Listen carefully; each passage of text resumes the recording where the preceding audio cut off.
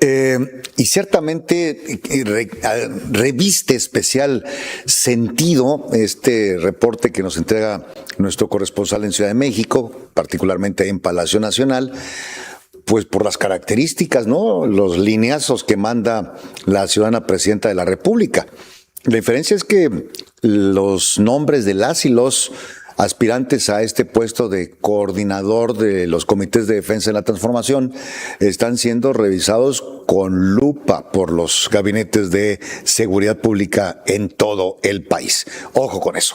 7:42, vamos a enlazarnos a algún punto de la República Mexicana con nuestro buen amigo Alberto Capella, consultor en materia de seguridad pública en distintos ámbitos del país. Mi querido Alberto, ¿cómo estás? Muy buenos días. Antes que nada, mi Beto.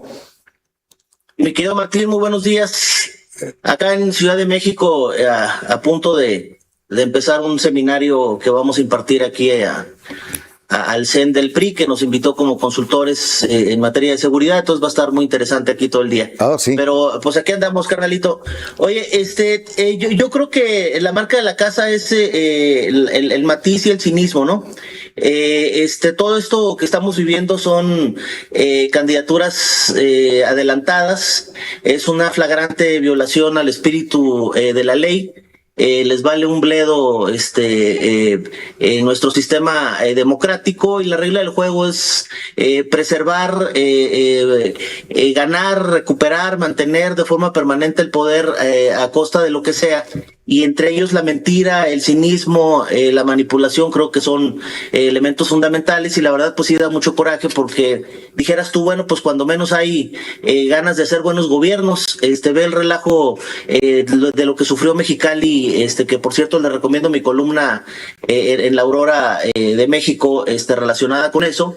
Mexicali era, hasta hace todavía algunos años, la envidia estatal en materia de seguridad. Tenía una policía municipal bastante profesional y sólida, y es casualmente empieza a convertirse en un desastre cuando llega una mujer alcaldesa. No por el tema de ser mujer, pero llega la mujer alcaldesa a gobernar Mexicali. Y ahí empieza el desastre. Entonces es muy sintomático que con todo ese orgullo que siempre ha tenido nuestros paisanos mexicalenses, pues tengan ellos de alguna manera la marca, la responsabilidad, no solamente de la pérdida de la tranquilidad en Mexicali, sino el regreso del dramatismo a nivel estatal, sin ver obviamente la luz al final del túnel. Oye, Alberto, perdón que te interrumpa. Espérame, te quiero preguntar, paréntesis. Paréntesis. ¿Qué supiste tú en los círculos de seguridad pública que pues conoces bien? ¿Qué se dice? ¿Cuál fue el motivo de la alerta que emitió el Departamento de Estado a través de la Embajada y el Consulado de Estados Unidos en Tijuana para Mexicali? ¿Cuál fue la motivación? Mira, hay que dar dos antecedentes. La primera alerta se da por ahí creo yo, no me acuerdo si es el 21 o el 20 y tantos de agosto del 2021. Esa es la primera alerta, a mediados de agosto del 2021. Es una alerta en función de ciertos actos de violencia que se dieron en el Valle de Mexicali. Entonces, es una alerta posterior a un hecho delictivo. Después se da otra segunda alerta en Mexicali, ya también a mediados del siguiente año, cuando a finales del siguiente año, cuando ya Marina del Pilar Ávila era gobernadora. Esa es la segunda alerta, y se da también por una serie de hechos de violencia en Mexicali y en otras regiones del estado. Esta no tiene ninguna causa de algún acto de violencia. Lo que significa esta diferenciación es que los trabajos de inteligencia de alguna de las agencias importantes de seguridad de Estados Unidos detectaron la intención de grupos delictivos de generar alguna situación importante de violencia en edificios institucionales, y de ahí emiten una situación de esa naturaleza. El mensaje es muy claro: los norteamericanos no le tienen confianza al gobierno de Baja California. Están utilizando cualquier elemento importante para inmediatamente comunicarlo de forma pública y provocar obviamente este desgaste. Entonces, ahí es el alertamiento, se maneja obviamente el tema de esta facción de los rusos, obviamente hay un previo también de las amenazas en contra de la fiscal del Estado, pero nos tiene que quedar claro, Martín, digamos que el dramatismo al margen de las alertas y todo lo que estamos viendo en el hipódromo Aguacaliente con estos regalitos que les dejaron, los actos de violencia el fin de semana, lo que le pasó al padre Ackerman, todo eso es un síntoma o consecuencia de algo que se llama ingobernabilidad. Cuando el Estado pierde el control territorial del espacio que gobierna, cuando no tiene la posibilidad material de aplicar de manera determinante la ley. Y esto se da casi 2 años y medio antes de que se pierda, desde que concluya el gobierno, con esta circunstancia lamentable, la pérdida de la visa de la gobernadora el año pasado, que la ha distraído totalmente. Si de por sí ya era evidente el poco entendimiento que se le tenía a la cosa pública y particularmente el tema de seguridad pública, con decisiones como esta, ¿no? Cederle a la Fiscalía el control del C5. Hacer eso es el símil, haz de cuenta que el control de la torre aérea, tú designas a quien va a controlar la torre aérea, al perito responsable de evaluar los accidentes aéreos. Entonces ahí le das el control de la torre aérea.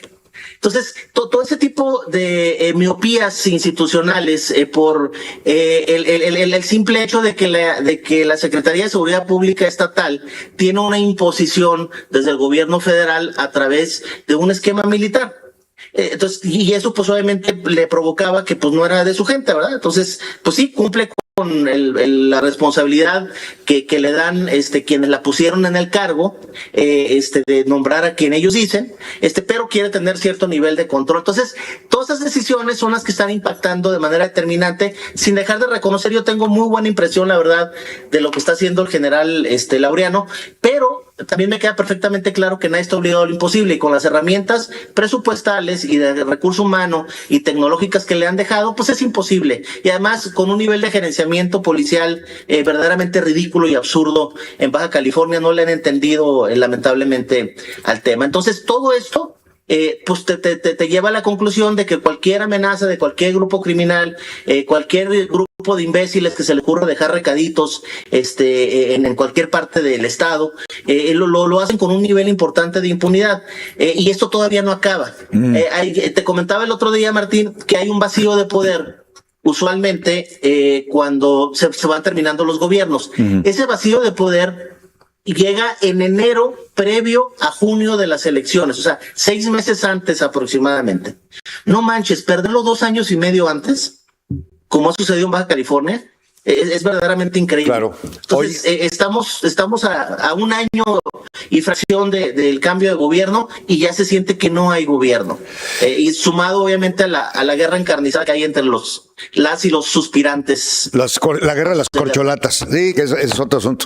Oye, a ver, démosle unos minutitos a analizar el caso de Sinaloa, ¿no? Ya hay gobernadora interina, hay quienes dicen que es la continuidad del rochismo, hay quienes dicen que pues no, que es una persona que había roto nexos con Rocha Moya. Yo creo que está como por ahí en medio, pero la verdad es que me daría la percepción en base a un audio. Si me permites, quiero poner un audio. No es cierto, no es un audio, es un post que la nueva gobernadora interina de Sinaloa publicó en algún momento. En abril, el 29 de abril, ahí lo tiene usted en pantalla. Dice Graciela Domínguez Nava, hoy nueva gobernadora de Sinaloa: respalda al gobernador de Sinaloa, Rubén Rocha Moya, ante las acusaciones del gobierno de los Estados Unidos. No solo carecen de elementos probatorios, como ya lo explicó la secretaria de Relaciones Exteriores, y con claras intenciones políticas, sino que además llevan el propósito de afectar el movimiento de la 4T. Al doctor Rocha Moya lo avala su trayectoria académica y política. Esto publicaba Graciela Domínguez Nava en abril, justo cuando había salido el ramalazo desde los Estados Unidos. ¿Qué tan independiente crees que sea la nueva gobernadora de Sinaloa del rochamoyismo, o qué tan solidaria crees que vaya a ser con el gobierno de Claudia Sheinbaum? Ayer en la tarde, Martín, un colega tuyo acá de Ciudad de México, que por cierto le das tu porra a la gobernadora, me decía, oiga, ahora sí, en función del nombramiento, entonces, ¿cuál es la conclusión de lo que pasó el fin de semana con el regreso? Y entonces me puse a averiguar, obviamente, los antecedentes. Esta señora, aparte de ser parte, o que formó parte del gabinete de Rubén Rocha, es cónyuge del exsecretario de gobierno de Rubén Rocha Moya. O sea, el vínculo es muy cercano, ¿no? Y bueno, creo que esto que acabas de evidenciar nos queda perfectamente claro. Que muestra la cercanía. Yo creo que empataron el score.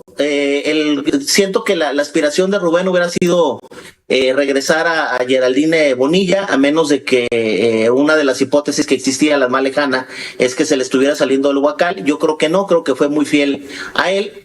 Y la decisión de quién fuera a quedar en su lugar después de la segunda licencia era la señal clara de qué demonios había pasado en estas 34 horas previo a su decisión de regresar a la gobernatura.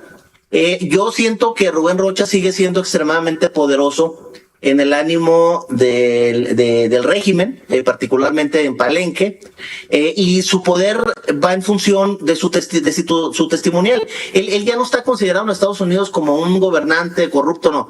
Él está considerado ya como parte de un procedimiento que lo lleva a tener imputaciones de carácter criminal, y la única manera de salvarse, mi querido Martín, es él mismo en sus testimonios imputar a alguien que haya tenido más poder que él, como sucede con los criminales.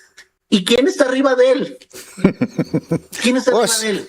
El señor que habita un rancho de nombre impronunciable, evidentemente. Pues que está de la chingada, la verdad, está de la chingada, pero entonces yo creo que el mensaje es muy claro, lo van a seguir protegiendo. Va a seguir obviamente medio tras bambalinas, no creo que con el nivel de control que tenía, pero la realidad es que no es nada esperanzador para nuestros hermanos en Sinaloa. El tema de la gobernabilidad tiene varias vertientes, entre ellas el control territorial, la aplicación del Estado de Derecho, poder ejercer de manera clara y determinante cada una de las responsabilidades institucionales que hay, y tener obviamente un nivel importante de legitimación de carácter social. Ninguno de esos elementos los habrá, ninguno. Porque no hay las condiciones. Y obviamente que esto permita el libre desarrollo social, económico de la comunidad, pues tú y yo sabemos que eso no existe, ¿no? Tata cañón. Pues sí. Muy bien, Alberto, pues un último comentario que quiero pedirte es sobre la seguridad pública en ese incomprendido estado de Sinaloa. Ayer se dieron a conocer, ahorita le vamos a poner unas imágenes ahí, se dio a conocer un refuerzo muy importante por parte de la Sedena de efectivos militares que fueron, ahí los tienen en pantalla, que fueron enviados en 2 aviones de la Fuerza Aérea a la ciudad de Mazatlán. 300 agentes que partieron del aeropuerto de Santa Lucía. El despliegue militar va a continuar. Se va a apaciguar, como es la prioridad evidente para el oficialismo, se van a apaciguar las cosas en Sinaloa en función de este despliegue, en función de la nueva gobernante, ¿o tienes tus dudas? Excuse me. Oye, pues que no, Martín. O sea, oye, en 13 ocasiones han llegado contingentes similares a Tijuana. En 13 ocasiones. ¿Has visto ahí a la flamante gobernadora recibiéndolos con bombos y platillos? ¿Y qué demonios ha pasado? Ese no es el tema. Probablemente sea un aliciente, qué bueno que llegan, pueden salvar una que otra vida, lo cual es por más extremadamente valioso, pero la esencia del problema está en otra parte, y estos son anuncios institucionales espectaculares para obviamente vender una narrativa de que las cosas van a cambiar, etcétera, etcétera, pero pues 300 elementos divididos en 3 turnos. Estás hablando de 100 elementos.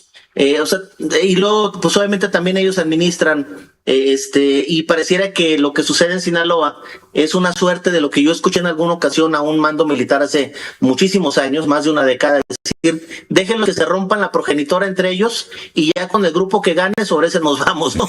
Entonces, obviamente, sí, pues sí. Pues entonces, pues está, ¿no? Entonces no quiero ser ave de mal agüero, pero la experiencia me dice que no va a servir de mucho. Muy bien.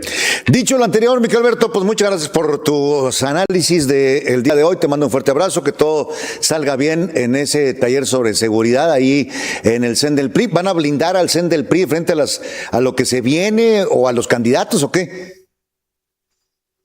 Pues claro que no, yo creo que ellos no traen bronca, ¿no? Pero no lo sé, va a estar muy interesante porque nos van a permitir hablar con mucha franqueza de todo lo que ha pasado en el país, de los paradigmas que circulan en ese entorno, y me gusta la apertura que se está dando. Ojalá los otros partidos políticos hagan lo mismo, son varios especialistas, no somos priistas, pero agradecemos que cuando menos alguien considere la parte técnica en materia de seguridad que necesita este país, por lo menos, para revertir la violencia que estamos viviendo. Correcto, por lo menos escuchar a los que saben del tema es ya decidió una ganancia. Gran abrazo, Beto. Que tengas buena jornada en la Ciudad de México. Gracias. Que estés muy bien. 7 de la mañana, 58 minutos, una pausa. Volvemos con más.